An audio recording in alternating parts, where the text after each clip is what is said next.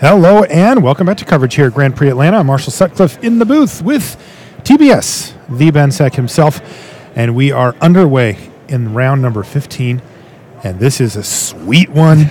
We got a great matchup between two great players, and yes, they're playing for top 8. The winner of this match will be in the top 8. The loser, on the other hand, going to have to go home sad. Another standard Grand Prix, another potential top 8 for Brad Nelson. What else is new? But Ben Stark, the Hall of Famer, really kind of, one of the best end bosses you could possibly imagine for a Grand Prix top 8. Yeah, it's kind of weird when you get two end bosses. It's like they're both two. What if two bosses are playing each other? I'm not sure who's the boss. What even happens? Right, who's the boss? And Tony Danza. We're going to find out right now who it is. That is Dunes of the Dead from Ben Stark. Now, he's letting Brad read that. And that is a card that has seen very little standard play thus far, but Ben has been leveraging it quite nicely throughout the course of his tournament weekend here. Yeah, so what's really important for Ben's deck is to make sure that he actually can go toe-to-toe with some of the kind of middling plays for Brad. So he has cards like Rogue Refiner and Will of Virtuoso. So he needs to make sure he gets kind of good value for that. So Ben is playing Sand Strangler. So when it comes into play, if there's a desert, it does 3 damage to target creature. That's really, really important to... Huge deal. Yep. And hey, right on time. You're getting this commentating thing down real well here, Ben, because boom, Sand Strangler comes down, snaps off that Servant of the Conduit, and sets Brad back to nothing. Also, these kind of tempo plays have worked out well for Ben Stark, as he's been able to use 2 different spells to clear away the Servant of the Conduit and then enable an attack from Baumeister Courier. Certainly has a possibility of reloading the hand at some point, although looks like I spoke a little too soon, because Magma Spray, main deck here from Brad, says get out of here, Baumeister Courier, and that source of card advantage is gone. Yeah, it's actually pretty close right now. I think that I would almost call it parity, except that Ben is like essentially a turn ahead because he went first. So if Ben is able to get to the board this turn, he would be actually pushing a big advantage, but it doesn't seem to have a spell at 3 mana.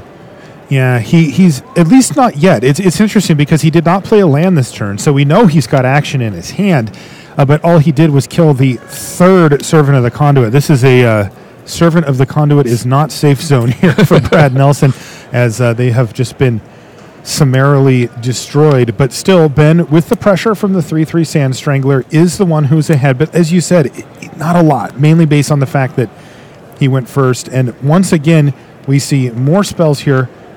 From Ben, as we probably expected, there was an abrade there. Yeah, so Ben looks like he had a handful of removal, which is actually not something you actually want that much, because removal can go 1 for 1 a lot of times, but you want to actually press a longer term advantage.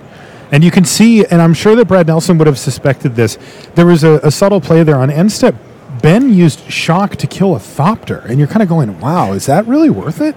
But now you see why. He had his one Hazaret the Fervent in hand, and he wanted to try to clear out his hand to make sure that he could get in an attack with Hazaret. Yeah, Ben is firmly in the driver's seat right now. Mm-hmm. I mean, Hazaret is one of the best cards that he can have in this matchup, especially if he can attack on the turn that comes to play.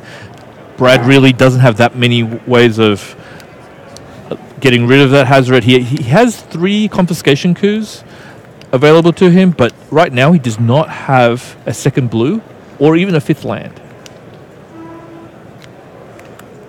Well, he does have a Chandra, though, that's going to come down and kill the Sand Strangler, but unfortunately for Brad, it doesn't take much. And look at this, Ben even has a few different options. He can attack Brad for 5 damage, putting him to 6, and then use Ramunap Ruins to finish off Chandra. Uh-oh. Yep. He might even have more. No, he is going to, in fact, do that. Let's see if he redirects here. Yeah. He's redirecting and still getting some value out of his Dunes of the Dead. Critical value as well, because that has left him with lethal, just with no other cards entering the fray at all. Mm-hmm. And still Brad witout a 2nd blue to cast his Confiscation Coup, which might not even have in his hand, but it's really the only card that he has to deal with the Hazaret. Right, he just went up and searched it up, but it cost him a mana, as it was often attuned with Ether, meaning he's not going to be able to Confiscation Coup this turn. What's his best option here? Maybe a Whirler? Yeah, I think Whirler will give him basically a full turn. So, and I don't think he has it in his hand, so he's going to have to rely on the top of his deck to... You mean you don't think he has Confiscation Yes, Coup? so, yes. Yeah, I was going to say, because I think he might have had a whirler just based on visual cues. Take it easy on me, Marshall. It's my first time. So let's see if Brad can in fact stabilize from this point. It is going to be difficult for him. Yeah, especially because if he doesn't get rid of Hazoret, Hazoret has that activated ability about doing 2 damage to target player, and Brad is a player, so I think he's a legal target. Agree. So he's going to make 1 Thopter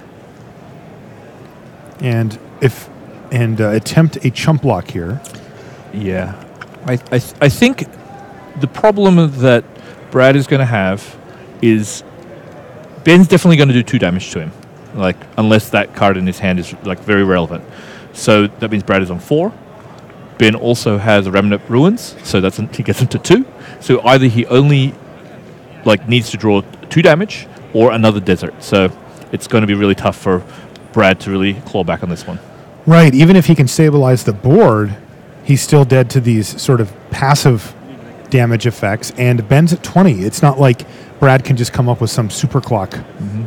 By the way, we didn't actually see it, but there was a Thopter created and then blocked.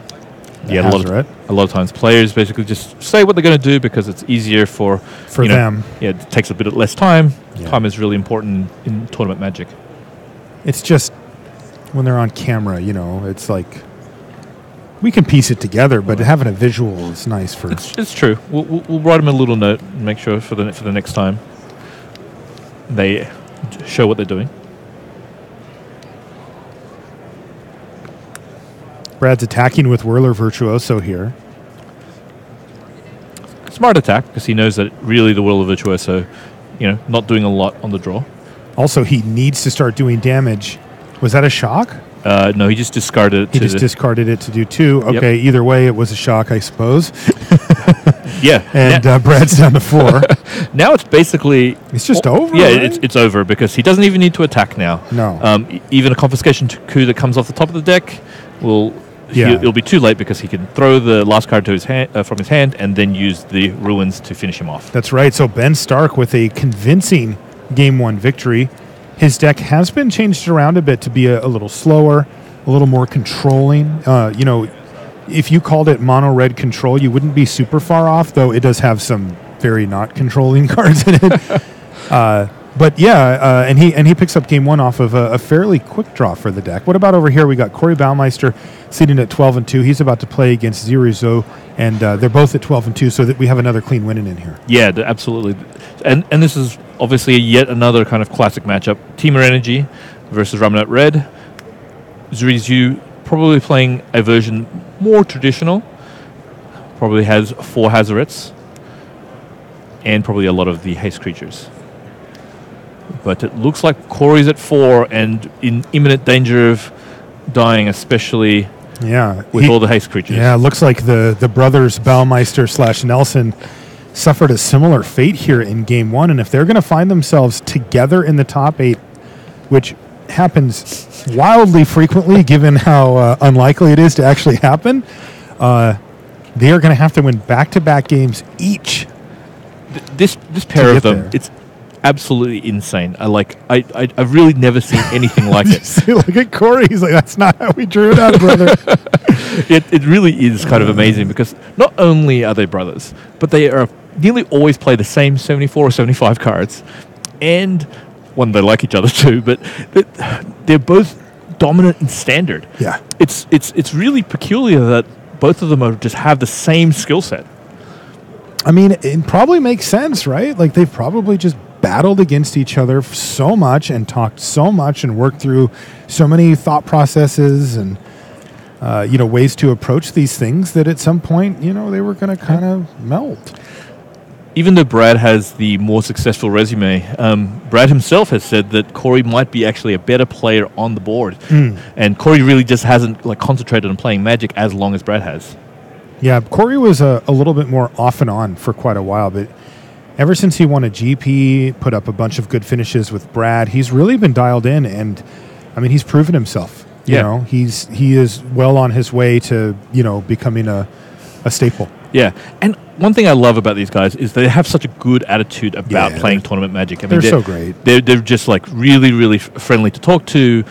They're, you know, if you ask them about some strategies, as long as it isn't pertaining to the exact game you're playing, they're willing to talk about that too. Oh yeah, they're both such nice people. It's great. But Ben Stark. Oh, he's mean. He's mean guy. Yeah, look at that. Look how business mode he is. He's not smiling at all. No, it's actually funny because Ben is actually known for similar, where if you want to talk strategy with Ben, he will talk to you. Like, I see him all the time. I walk up and he'll be talking to somebody. He's just going off about some limited thing. I'll be like, who was that? He's like, I don't know. He's like, he asked me about a deck he played. I wanted to tell him what was up. I'm like, all right, well. If you're willing to engage like Ben either in person or maybe on Twitter or something like that, he's absolutely willing to talk to you. He's got 280 characters to throw your direction at any moment. He was actually very early in getting this 280, and I was too. But he used them. I didn't use them. Yeah, see, you're wasting all these 280 tweets. To be honest, I saw how much flack he was getting, and I'm like, I don't know if I want to wade into the 280 character pool here. I'm just going to stay that way. I think Brad is heading towards kind of a Hall of Fame career. Mm-hmm. He's not. Definitely. Yeah, he's not quite in the Hall of Fame yet. No. Actually, he's not eligible, so that's one of the reasons why he hasn't actually been on the ballot. You need to have played on the Pro Tour for 10 years. But, you know, I think Brad has 3 top 8s. I think so. But definitely he's got a Player of the Year, winning over Guillaume Matignon. Actually, Guillaume making top 8 last week at the Pro Tour in a sudden death kind of playoff match. Yeah, that was insane. Yeah, I mean, they had exactly the same amount of pro points, and it was an astronomical amount of pro points. And the fact that 2 players got to that point is kind of crazy, and so they actually had to play a playoff game. Yeah, Brad ended up winning that and earning himself that Player of the Year trophy. Though, honestly, Guillaume can't really look back at that and think too badly. One of Brad's skills in building his deck, he understands that he needs to build the deck differently for being on the play and being on the draw. One card that's in his sideboard is Nissa, Steward of Elements. It's basically can act as a 3-mana planeswalker. Mm-hmm. If you don't have a way of pressuring the opponent at the time, he's just going to play that Nissa, pick it up to 3, and if you don't kill it in that turn, it's going to go out of control very, very quickly, and Nissa really can turn the tide of a game like that. For sure. And, you know, like you said, play versus draw. If you play 3 mana, you pay 3 mana for Anissa on turn 3 on the play, you know, there's a decent chance that there's no board. Oh, yeah, absolutely. And then you're in good shape. Your opponent, even Ben, you know, doesn't have a lot of ways to get in. He's taken most of the haste creatures out of the deck. Yeah, and Brad has removal spells, so he can actually kind of pinpoint remove some of the early creatures. All right, well, it looks like we're heading into game number 2 here, Ben, and you can actually hear the players. I love that. Okay. Ben snap keeps. He's just like, sure. So does Brad. With one of the best first-turn plays that you can do on turn 1 for Team Energy. Yeah, Energy running rampant in Warsaw. Lots of Attune with Ethers in the top 8 there.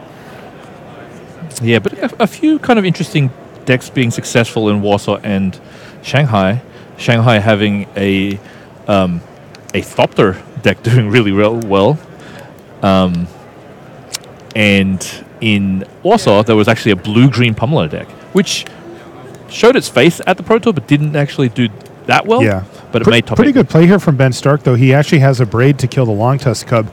Ben had that perfect setup of Attune into Longtusk Cub, meaning that, you know, the shocks of the world wouldn't get the job done against it. But a Braid does, and there's 2 of them in a row, and now Ben's going to start getting this Bomat Courier running.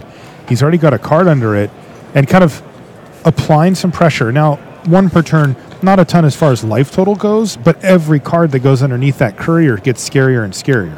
What's important for both of these decks is actually mana usage. So you have to make sure that you don't have too many turns where you're not actually using that mana either to remove a creature or to play a creature, because that's really how a lot of standard Magic works.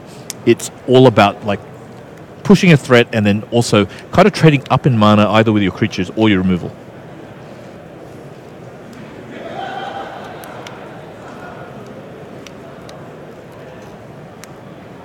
Big turn here for Brad.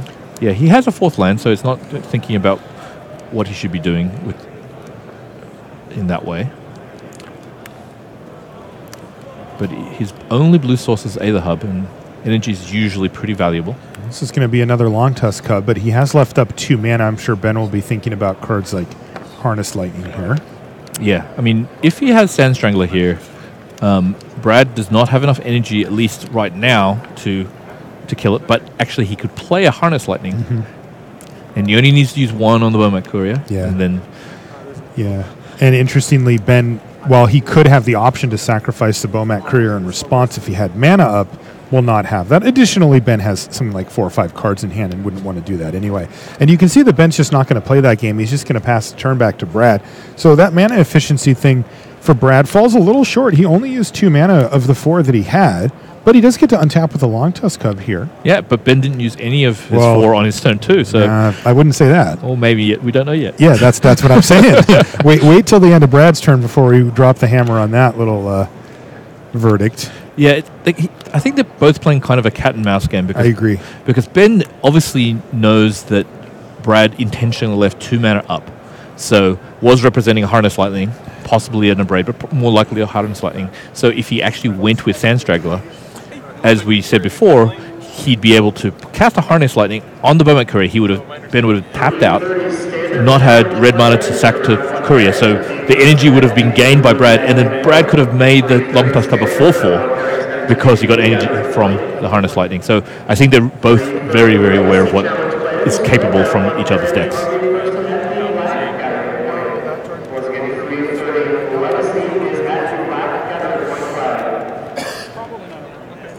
But over a minute to make any... Unless you need facts to start that. No. Sure, absolutely. Sure, but I trust you. No, I don't think it's over a minute. Okay. So progressing the game state, even if under a minute. So we're kind of listening in, and I can hear Toby Elliott. He's one of the judges in the Future Metro for this event. And it sounds like he's making sure that the pace of play, but I'm speculating a bit here, so I'm assuming that we'll just shortly resume play. Yeah. Both his players are very, very kind of like aware about the tournament rules, and so they're just trying to agree on how they should be playing the game. Right, and I think that they're being nudged by Toby to make sure that the pace of play stays fast enough. But it looks like we are into the red zone here for Brad Nelson, that Long Tusk Cub. Getting rowdy. It's now got 4 energy to eat up if Brad would like. That was actually really, really good for Brad to have Aether Hub because, just allowed him to have an even amount of energy without actually having to commit any mana to that. And there's a Rogue Refiner. Rogue Refiner, just one of the best cards in the energy deck, just keeps it humming. Ben doesn't use any of his 4 mana. He did. He left it all stranded here. So this is interesting. Are we going to see a Glorybringer from Ben? We are. But if Brad has a Harness Lightning, he has enough energy to remove it. Yeah, and he does have one in his hand. I'm sure that Ben will have put him on that earlier, given that play on turn 4, where he simply just played 2 mana for a Long Tusk Cub and left the other 2 up.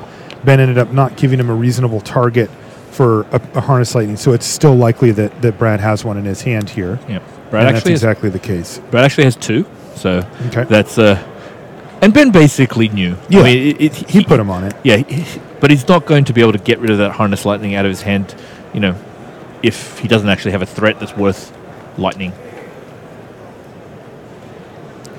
So Brad looking pretty good here in game number 2. Yeah, he's the one with the big threats on the battlefield. Ben is down to just a Baumeister Courier, and he's about to take a big hit here from Nelson. And Nelson also has a lot of his mana available here.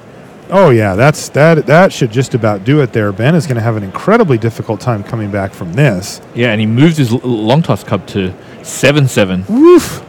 So that is safely out of range for burn spells at this point. If Ben doesn't do anything, this is lethal the next turn. Crazy. Ben is just getting ran over. This game has really not put up much of a fight. He was able to control the board early, killing a Rogue Refiner and a Long Tusk Cub with burn spells. And then did have a reasonable play last turn with that Glorybringer. It's just that it died, and that was kind of the game. One of the really interesting skills that playing Temur Energy is when to kind of go all in on your cub and when to use it kind of liberally. You'll see the best players basically try not to use it or use it all. They won't actually do a lot of hedging unless they think they can change the clock and how many turns it's going to be to the end of the game. And so you should always be aware of like how much damage you're doing a turn and how many turns that's going to be, and don't pump your creature such that it doesn't actually gain you a turn in damage. Right. So we're going to get a sweet game 3 here. I'm excited.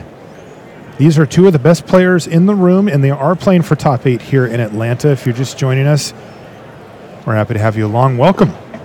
Brad is going to go down fighting. He's not going to let Ben waltz into the top 8 here. No, not at all. It looked like it after game 1, where Brad really didn't put up much of a fight, to be honest. It was a pretty lopsided game, but to be honest, this next game was lopsided as well, just in the other direction. Yeah. One of the funny things you might see on what the players are doing, what they do is they shuffle their entire sideboard into the deck and then take out 15 cards. Mm-hmm. The reason they do that is to hide how many cards they're changing their deck by. Because if you, let's say, don't change your deck at all, you can kind of look at how the previous game went and realize that, okay, that was their strategy and they're not changing it. Some of the best players in the game, what they do is they board in the full 15 and then take it out, even though they're taking out the same card they might have put in.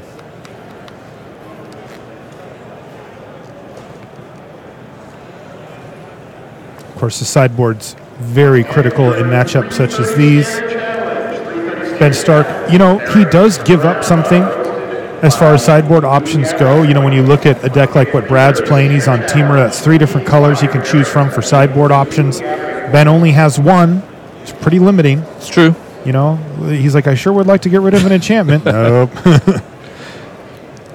Seems like the brothers Nelson and Baumeister were able to take their game 2. All right, so that little glance across the table there was some type of energy boost there for Corey and Brad. I kind of wish they had like power rings they could put together, and then they could. Yeah. You want that to happen? Yeah, I mean that would be pretty cool.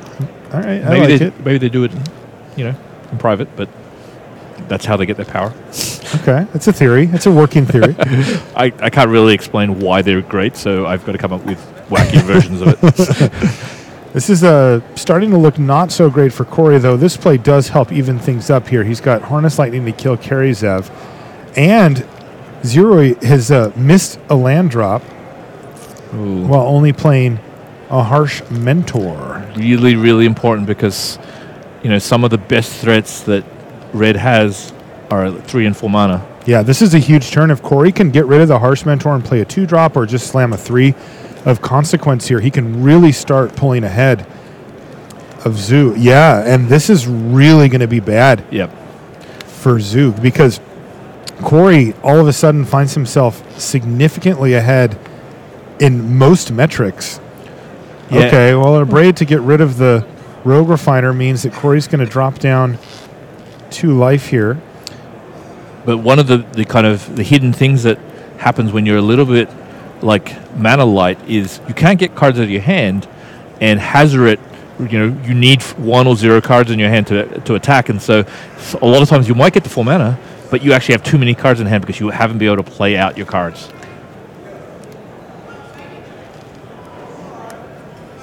Okay, well, Zhou has done a good job, though, of hitting that land drop here and still building out the board with the Rampaging Ferocidon. But he's still facing down a Bristling Hydra from Corey and Corey Baumeister with all mana untapped while Zhou is completely tapped out. So this could be a really big turn again for Corey. It seems like he's been given opportunities repeatedly here to try to really step ahead and start slamming the door on the game. And we've got a Rogue Refiner. Okay, well, you know what? We got to pick between one of these brothers, and since we started with Brad, we'll go back to Brad. They just started game number 3 between him and Ben Stark, but we will be keeping a close eye on that one, and if it's still going, we'll come back to it as well. Let's see how this one's progressing here. Ben is on the play, so that's obviously a huge advantage for him, and he got onto the board with a turn to Karizev. Combat, this is a big question. Brad needs an Abrade or a Harness Lightning. And he doesn't have it. He's going to take 3, and this is where things can get out of control quickly. Rampaging Ferocidon represents a heck of a lot of damage on Ben Stark's side, and especially against a Whirler Virtuoso. Yeah, I mean, if Ben actually has a Sand Strangler right here, this could be really, really tough for Brad to come back on. Totally. Even then, Ben just has attacks here. Oh, it is a Sand Strangler. He's going to use it to kill the Whirler Virtuoso. And Brad Nelson now has to make a decision on if he wants to take a damage and make a Thopter. If he does, his best use of the Thopter is to chump Ragavan? This is not looking good for Brad Nelson. Brad chooses not to actually make a Thopter because I think he thinks that the 1/1's not going to really do anything here because he can't block anything. He might be Dobbs. This is really close to being game over. You cannot fall a step behind a red deck, even if it is a little bit slower like Ben is playing. You will just get straight up ran over, and Nelson is now left to stare at a full grip of cards here and try to figure it out, and there's nothing there. He's got to extend the hand, and Ben Stark is into the top 8 with his red deck. This is a really, really kind of clinic on how to actually understand a metagame and twist your deck to beat it. Ben is really, really underrated as a deck creator. I mean, he actually has been involved in many, many good versions of decks. Because a lot of times you'll see the skeleton of a deck and then you say, okay, well, I'll just play this version. But the best players, the best deck builders, take a deck, then tune it, change the sideboard, change the plan, and really make it good for a particular metagame. And you think Ben's done a particularly good job here? Yeah, I mean, it's just kind of Strangler, man. Yeah, it's lined up perfectly. I mean, he explained it to us. We talked to him a bit earlier, and he gave his reasons to play Sand Strangler, and it makes total sense. But it uses a card that people really only thought was good in draft. I got to interrupt you here, Ben, because we just finished this match. And that looked to me like Corey Baumeister did make it in. Yeah, he's in. So one of the brothers makes it in. Strangely, the one that didn't have to play against Ben Stark here in there winning in. But yeah, congratulations to both of these two. We've already got 2 big names in our top 8. Corey Baumeister and Ben Stark leading the way here. Both of them having taken tuned versions of known standard decks into the field this time.